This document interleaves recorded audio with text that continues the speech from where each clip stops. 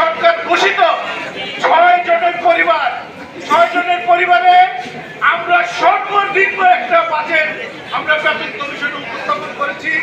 সেই বাজেটটি হলো জেলখানার একজন সাধারণ কয়েদি প্রতিদিন তার মধ্য বাবদ 185 টাকা পায়। আমরা তো কয়েদি না, আমরা কি মানুষ? আমরা সরকারি কর্মচারী। আমরা বলেছিলাম যে এই 185 টাকার সাথে 15 টাকা যোগ করেছি মাত্র আমরা 200 টাকা আমাদের মাথা পিছু প্রতিদিন খাবারের খরচ হিসেবে লাগবে। 200 টাকা হলে 6 জনের পরিবারে 1200 টাকা আসে প্রতিদিন, 1200 টাকা আসে প্রতিদিন।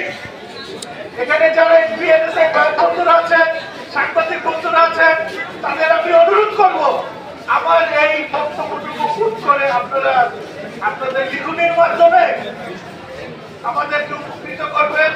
আমাদেরকে উপকৃত করলে এই যদি ঘটনায় প্রজ্ঞাপন জারি হয়, বাস্তবায়ন হয়, তার কিছুটা অংশ হলেও কিছুটা কি আপনারাও আপনাদের শতভাগ এই সুবিধা পাবেন।